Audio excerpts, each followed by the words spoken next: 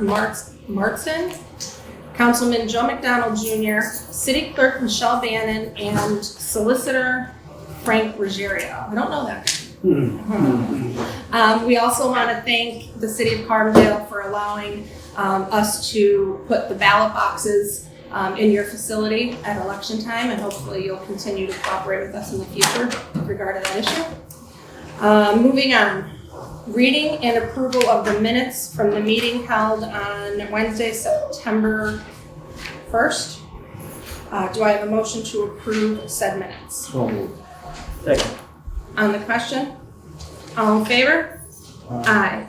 Opportunity for the board to address, or the public to address the board on agenda items only. Okay. Resolutions. 21-0238, approving current payables. Brian. Be resolved, the Board of Commissioners of Lackawanna County is hereby approved the following payables. Lackawanna County's general fund numbers 328-062-339-018, inclusive totaling $3,246,512.96. Electronic fund transfers, including all payroll accounts, totaling $8,081,570.54. Adopted during the meeting of the Board of Commissioners of Lackawanna County held on September 15th, 2021. Madam Commissioner. I'm assuming everybody's had an opportunity to review the payables. Do I have a motion to approve? I have a question on one. There's one in there, $330,000 for Joyce Jackman Bell. Is that out to bid, or is that put out to bid? Do we know what that was for? Commissioner, what amount is that? $330,000. What page? 130,000. 300. What page, Chris? Oh, I don't have it's for various insurance policies. I could go over them real quick if you'd like me to. Well, I didn't know if it was put out to bid or a lot of them. They are, for the most part, one policy is for workers' compensation dated August 1st of 2021 through August 1st of 2022. Another is for commercial property, and that is dated April 1st, 21 till April 1st of 22. Another is business auto with Travelers, and that is April 1st also of 21 to April 1st of 22. General liability also with Travelers, April 1st of 21 to April 1st of 22. Cyber liability, same dates, April 1st to April 1st with Travelers. And that would be the total of the insurance policies, and I'm not aware of it being on. Commissioner, I would just add, Rick Jones, our risk management director, is not here today. However, he normally doesn't put them out for bid, but he does get quotes on them because they're professional service, being insurance, are not really required to be bid. But I do know Rick usually gets quotes on it. Let me add this, and I think this is part of a discussion which we started probably about a year ago. So Joyce Jackman Bell, I presume, are a broker of record. Yes. And as a result of that, yes, all of the insurance lines go through the broker of record. I think they've been our broker of record for a number of years. But to Commissioner Shermack's question, I don't know if we've ever changed or looked at the current broker of record status. And I think Gary and I had a discussion about that last year, at least the start of that discussion about whether or not, we should just take a look at it as a matter of good practice and due diligence, not to suggest anything is wrong or inappropriate. It's not, but just as a matter of due diligence and maybe something to take a look at going forward. I do know that Rick does negotiate when he obtains policies. We've had lengthy discussions. And the other thing is on page 2, I have for Joyce Jackman and Bell $153,786. I don't have anything totaling over $300,000. Am I wrong, Gary? The total is the $300,000. Where's the other amounts listed? The $153,000 is the workers' compensation. Okay. $153,786. Excuse me. What page is that on? After that is $77,397 for commercial property. What page is that? Oh, I see. 153 is on page 2 of 22. Right. Mm-hmm. 181,000 863 is on page 21 of 22. Okay. That, I believe, is the total of the 300,000. The breakdown is what I had previously discussed. Okay, so there's, did I miss one? You said there's two, right? The one on page 21 and the one on page 2?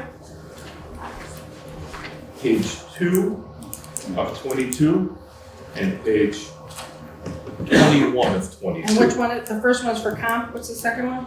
Workers' comp is the 153,000. Commercial property, $77,397 with Chubb Insurance Company. That's the third out of 4 quarterly installments.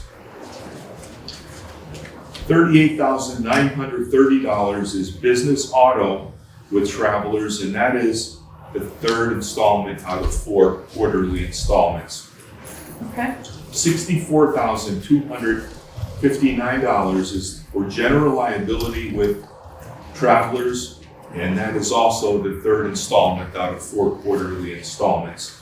And the last one is a $1,277 bill for cyber liability with Travelers, third installment out of 4 quarterly installments. Okay. Don and Frank, maybe at our next litigation meeting, we can talk to Rick about an RFP or something along that. Sure. Okay, so I have a motion to approve the payables. So moved. Do I have a second? Second. On the question? All in favor? Aye. 21-0234, declaration of a disaster emergency. Brian? So whereas on or about September 1st, 2021, flooding had caused or threatened to cause injury, damage, and suffering to the persons and property of Lackawanna County, and whereas flooding endangered the health, safety, and welfare of a substantial number of persons residing in Lackawanna County and threatened to create problems greater in scope than Lackawanna County may have been able to resolve, and whereas the Chief of Staff of Lackawanna County, the Executive Officer of Lackawanna County did declare, with the consent of the Board of Commissioners, a declaration of local disaster emergency pursuant to 7501B of the Pennsylvania Emergency Management Services Act.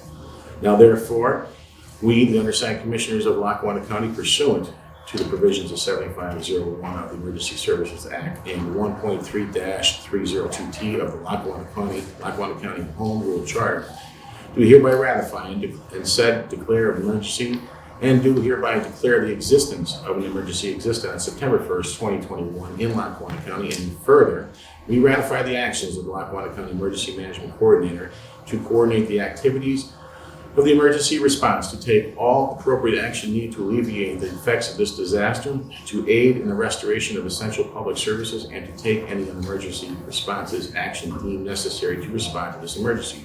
Still further, we ratify all actions by authorized officials of Lackawanna County to act as necessary to meet the exigencies of this emergency, namely the employment of temporary workers, by the rental of equipment, by the purchase of supplies and materials, and by entering such contracts and agreements for the performance of public work as was necessary and required to meet the emergency.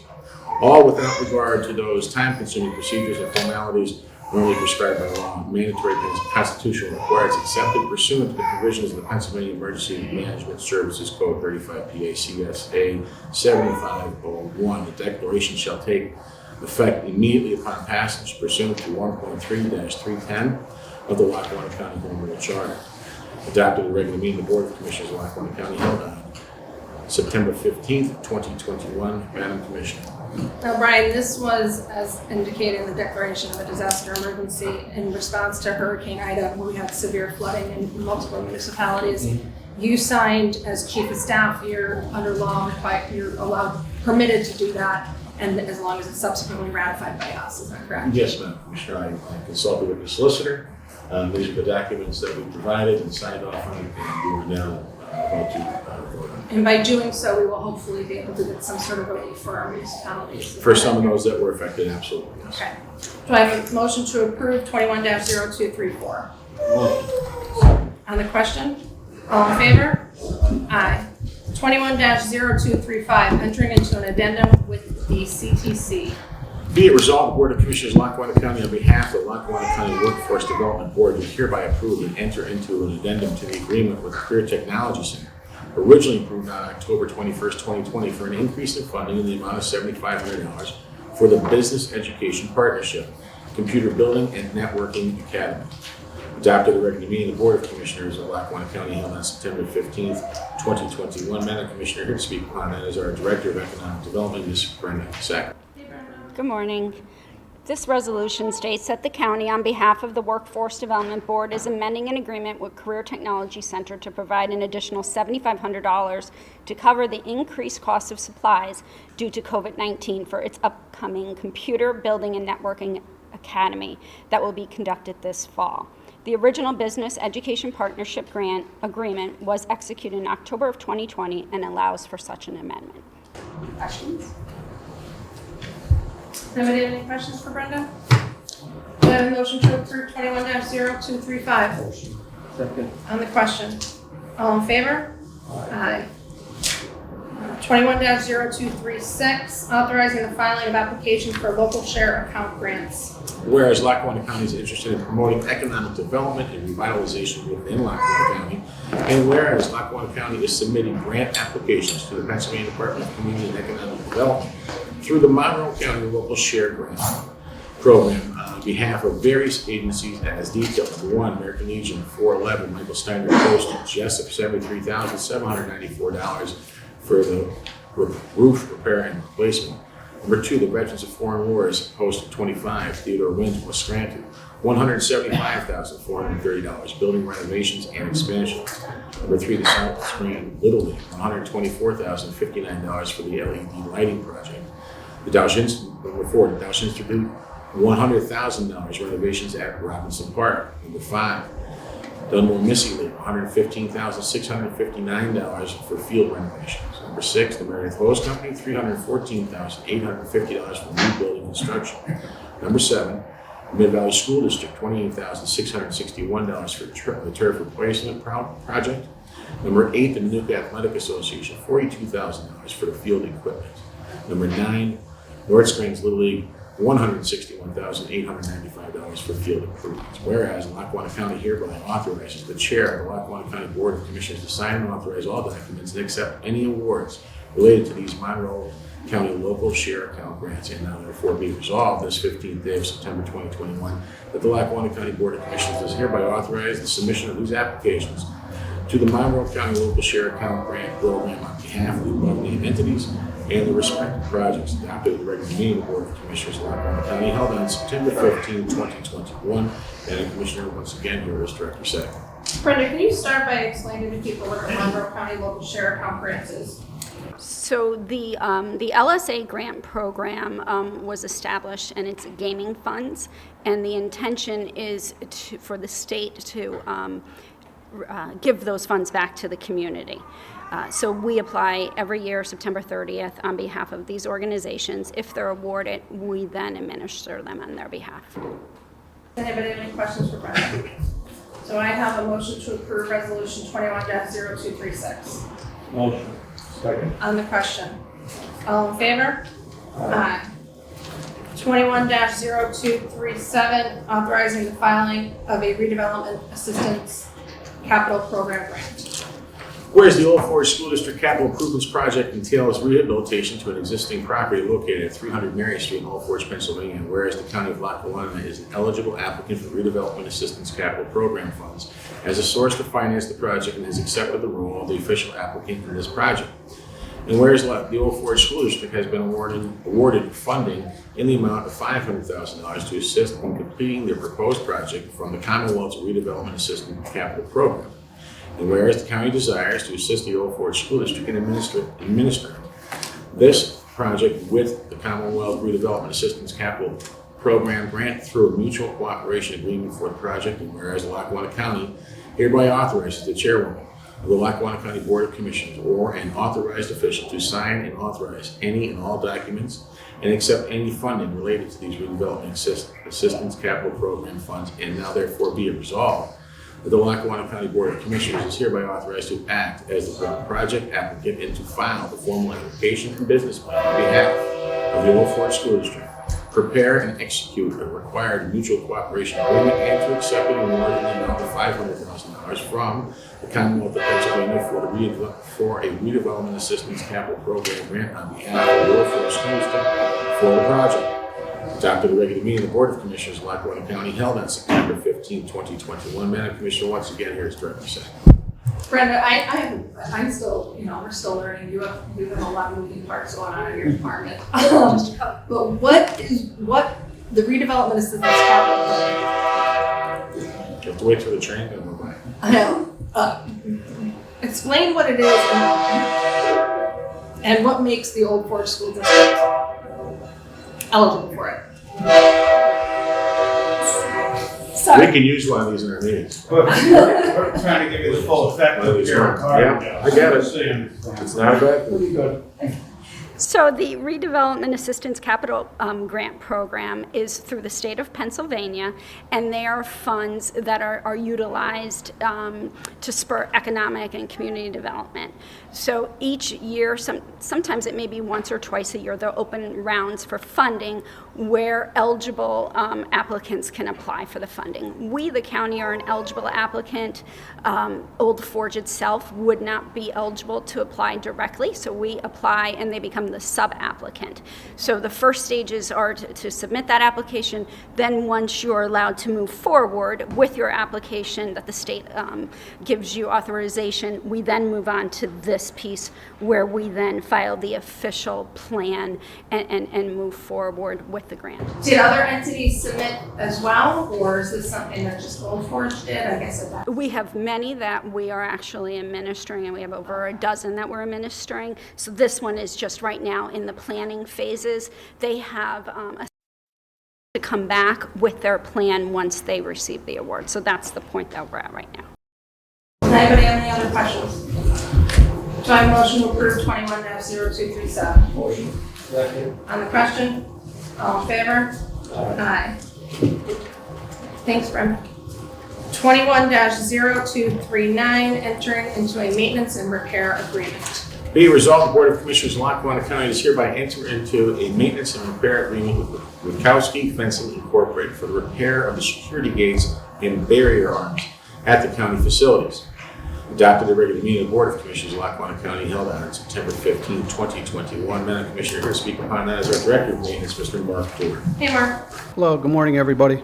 This is just a maintenance agreement for all our gates and slide gates in our parking lots. Like, we have 4 at the Lackawanna County Courthouse. We have 1 at the Gateway. We have 1 at the Criminal Justice Center and 1 at the parking lot at the Government Center. And we went through all the people that we normally deal with, and they're not doing it anymore, and some people are going out of business. All door sales, road door, and overhead door absolutely said no. So I had to go out to somebody else. We have to get a new contract, and this is what this is, a new contract for somebody to repair and maintain our gates. And how much is the contract for? Well, the contract is basically for an at-will contract. So to look at a gate, just say they come up from Swarsville and stuff like that, their bottom line is like $125 for the first visit. Okay. Okay. Then it just increases after that on parts and labor and stuff like that. Okay. Does anybody have any questions for Mark? Do I have a motion to approve 21-0239? Motion. Second. On the question? All in favor? Aye. Thank you very much. Thank you. Motions, 21-0240, a motion to award the recycling and waste disposal service to Waste Management, 13 Peggy Parkway, Dunmore, PA, to cost $116,394.60 for 1 year, with a 4% increase in years 2 and 3. Joe? Yes, earlier this year, Commissioners approved the issuance of a request for proposal for recycling and waste management services. 2 bids were received. Based upon the information received and analysis done by our waste management consultant, Edge Insights, Waste Management was selected due to their pricing and history of service. Does anybody have any questions for Joe? Question, Madam Chairwoman. I had discussions with Attorney Ruggiero and Attorney Frederickson regarding the fact that this contract was going through the process of request for proposals. Frank addressed this, Attorney Ruggiero, and he said he'd like to comment on it today. Sure, I'll be happy to. Controller DeBillio had, as he indicated, had inquired why we had used the RFP process as opposed to a competitive bidding process. And what we had indicated, and I think Mr. Wexler had spoken to this morning as well, or at least the time back to Reggie. A couple of things. One is we had an outside consulting firm that was assisting us in this process here. Secondly, previously we had always done it by RFP. And thirdly, the uniqueness really of the city and the county. There were many, many locations where we're going to require a professional service as far as picking up and dumping the dumpsters and the like, much more so than what we'll say we thought we could achieve in just putting it out for a competitive bid. So we wanted to be able to address the uniqueness related to the county, and that was certainly done as a professional service. So that's the reason I went out with professional. And you had mentioned the licensing through the state of Pennsylvania, that's required for that, or maybe it was that was done. Yeah, actually, waste haulers, municipal waste haulers are required to be licensed under the Waste Transportation Safety Act of 90, so that qualifies it as a professional service. So then, Frank, are you saying that there are certain, like there's a differentiation between the RFP versus the competitive bid and Sure. what we were talk it for the general public? Sure. So there's three ways really to engage in procurement with public dollars. You either do a competitive bid, you do an RFP, or you do an RFQ. Right. Competitive bids, anything that's deemed to be a professional service is outside or can be outside the realm of a competitive bid. Doesn't mean that you can't use the competitive bid, but really when it's a professional service, what you're looking to capture is the uniqueness of that professional service. So that's why you would do it as an RFP and or an RFQ. If you're a competitive bid, you have to take you must take the lowest responsible bidder. Where with an RFP, you're not required to do that. You're looking more at the uniqueness of the professional service as opposed to just looking at it from a pure cost standpoint. So you can, really what you're going right? You can. So in essence, it's you're able to look and see who provides the best services for our need. Right, because you're looking for a professional service as opposed to, say, a general service of which, many other entities may be able to achieve. Okay. That's the difference there. Does anybody else? Does that help address? Thank you, yes. And in this instance, Waste Management was the lowest bidder. Yes, okay. yes, they will. Sometimes I don't know if the general public understands all the stuff that we rattle off up here, so I just wanted to offer them some explanation. Do I have a motion for passing of 21-0240? You made the motion. Oh, I made the motion. I need a second. Second. On the question. All in favor? Aye. Aye. Chris, are you an aye? Thank you. Opportunity for the public to address the board.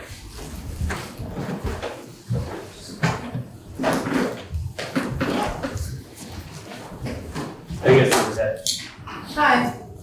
I've been here in the past. My name is Eric Setzer, and I've been speaking about the elections. Seems to be still assured that it's on the up and up. I've done some research on my own, and all these statistics are from the Department of Voter Registration data. It's publicly available information. I just want to know here, sitting with this commissioner's board this morning, are you guys aware of the 1,991 voters backfilled into the SURE system? Are you aware of 714 duplicate registrations? Are you aware of over 15,000 first-time voters for this election? Are you aware of the 912 inactive voters? Or the 143 mail-in ballots that were recorded but do not have any voter ID in the SURE system? Or the 243 that were received after November 3rd? Are you aware of 220 mail-in ballots recorded that were sent out of state?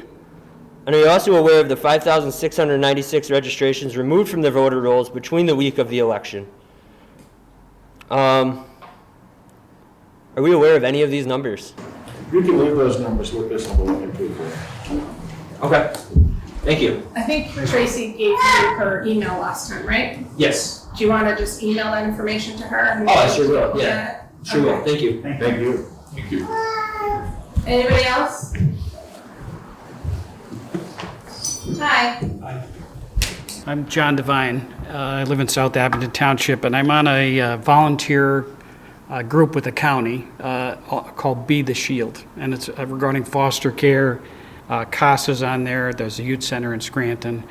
I've been working on the committee as a volunteer for about 2 years, along with them. And one of the things we came up with was to go out for an RFP or RFQ, I'm not sure because I wasn't involved in that, to try to promote foster care in the county, to try to recruit additional foster care parents. That was done, and actually my wife and I donated phase 1. We paid for the first phase. Other phases were in a contract that they did with the county here, and I'm really standing up to inquire where it is, because 2 months have went by and I don't know where it is in the system. I deal with Lori Schaefer's at the, she's with the Office of Youth, Children and Youth. So I'd like to know that, because What we'll do, Mr. Devine, is after this meeting is over, we'll talk and you give me an email, you can send me all that information, and I'll get it to Mr. Brown. right, I'd just like to know where we are with the contract and moving forward. By the way, it was going to save the county money, because right now the child placement for foster care goes to a private placement agency, so you pay them as well. So if you could do some recruitment effort on your own, or additional recruitment effort, I think it would, the idea would save money. More selfless act than being a foster parent. Correct. So that's. And this whole group with court-appointed volunteers as well, and YMCA is on the committee, so it's all to promote children. So our chief of staff will get you in touch with our director of human services. Okay, Mr. Devine, amazing. Thank you. Thank you. Anybody else? Okay, commissioners, other business. Jerry. Christopher. Busy weekend, 9/11, and all the memorials, the walks, the suicide walk. Even did a walk for Judge Barace with the Recovery Center, so it was a very busy weekend, and it was a lot of fun. I just wanted to thank Kendra Lynn and Dave Isley, and I know there's other people involved there, but really were the lead on getting the 9/11, remembering our fallen wall monument to McDade Park, and we started dismantling it about 7 o'clock this morning. So it will be gone as of probably right now, but it was a great display. We had a lot of visitors. I was there all 3 days. And it was just something to see, and I'm looking forward to, we're hoping that we're going to be back here in 2025, I'm sorry, for the 25th anniversary. So hopefully we'll have it, and if you didn't get there, make sure you get there next time, but it was very good. The only other concern I have, something came across my desk a couple weeks ago, and I'm just concerned, and I want to make sure that everyone's aware that I don't know who authorized or what, but I saw something come across that we are asking the state about adding an additional $5 to vehicle registration fees for Lackawanna County to collect, to appropriate towards roads and bridges, which I have no problem with funding roads and bridges and additional funds, but We're just going to talk aspect of it, right? We are just talking about it because of the disrepair in so many of our bridges, which are being. No problem with that.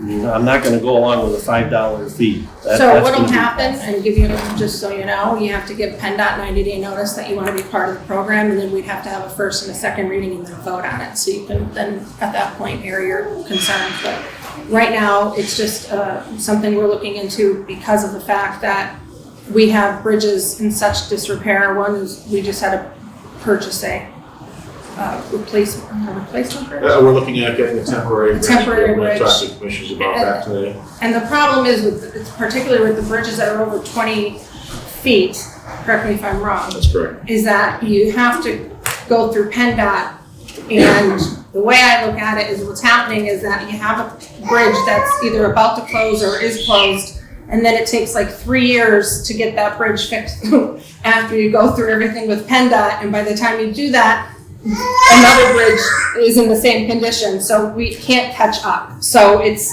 just a program that I did speak to Mike Carroll about, he's a state rep. He has particular knowledge about it. If we do decide to move forward with it, we will have Larry Lucasic, who's our director of roads and bridges, here to explain it to everybody. And we don't take putting into effect fees lightly, but we need to do what's best for the county. If I make a question, the county owns 154 bridges. About 40 of those bridges are 20 feet or above. Each one of those are 20 feet long. Anything that's over 20 feet is a minimum of $1 million to replace. But we've got about 12 right now that are in bad shape. One in particular, or two in particular right now are closed, but we're going to put the temporary bridge in that we talked about. One we have a temporary in, and you can only have a temporary for 5 years, and we're already 3 years in on a 5. That's correct. Right. And we are currently replacing bridges as we speak. There's one that's being replaced in Moscow. We just opened one up in I believe it's Clifton or Covington Township. I can't remember at the top of my head. But we have some bridges in bad shape. And unfortunately, we are in possession of 154 of them. So the time-consuming efforts that we get with PennDOT, they're very cooperative and they're helpful, but it takes a long time. And it's basically you can replace one bridge a year. And the advantage to it, and we'll talk about this more in detail, but the advantage to it is that if we get in before they close the program, the PennDOT will match up to $2 million. So I think we figured out that we would generate, based upon the number of cars in Lackawanna County, around $850,000 a year. So they would match that $850,000. And then next year, if it was the same amount, they would do the same amount. And then the third year, they would match whatever $2 million is minus 17. Where am I at? You're about $1.7 million. Right, so another 300,000. And then after that, the caveat is you have to use that money for bridges over 20 feet. But once we get beyond the match of PennDOT, of the state, then we can start using it for our bridges that are under 20 feet, and then what would you call it? 35 miles a road. 35 miles a road. So it's just something we're talking about, and again, we'll look more or discuss it more at a later date if that's something we decide to do. I just want to remind any police officers who are listening out there, we had our first training on September 13th, this past Monday. The second one is September 20th, this Monday. Then next Friday, the 24th, and following Monday, the 27th. We are also opening it up to sheriffs, because I'm talking to you boys back there, because you guys are Act 120 certified, so you need MOPAC credits as well. So these are 4.5 hours of MOPAC credits. I believe you need 12 a year. And we will probably do it again in January for people who have already gotten their credits this year, but we need the people who, we need people to sign, to show up and make this a success so we can continue it next year. Do you have anything? Well, just very quickly, we have, obviously the parade is this weekend. We're hoping that everybody masks up out there. That starts at noon. Prior to the parade starting, we have a vaccination clinic being held at Scranton High School. It's from 9 to 12. They can go onto our webpage, or they can go onto Hometown Healthcare's webpage and sign up for it. The links will be available. We encourage everyone from 12 years old to continue getting vaccinated. Our numbers are at 73% fully vaccinated from 12 years and above, 75% at 18 years old. Brian, explain to the people the conversation you had with the epidemiologist. Our transmissions are outpacing our vaccinations at this point. So the surge that everybody keeps talking about is really kind of upon us now, and it's going to continue to keep going up. The hospitalizations for the last week in Lackawanna County were at 32. So while that number looks like it's low, those who are going into the hospitals, those 32 individuals that were going into the hospitals were there for severe symptoms of COVID. They weren't there just because they had a runny nose. We are obviously in a stage right now where we would like to get people vaccinated as quicker, so we can fight off the Delta variant. If we don't, we anticipate a very long and tough winter ahead of us. At this point, I'm sure everybody read the article in yesterday's paper. Most of those who are affected by COVID and are in the hospital and having severe symptoms are unvaccinated. The other thing is too, is that when COVID first hit, everybody was in shock, and then we kind of learned to live in this, with this pandemic. And now things are starting to open up again. So it would be very disappointing and have a really negative effect on all of us if we have to turn around and go back into a more restrictive capacity and we lose our ability to, shop and entertain and have parties and all that stuff. And that's the point of the vaccine at this point. It is not just for their well-being, it's for everyone's well-being. I mean, 74% of us, or 75% of the 18-year-olds and above have done their duty for their community.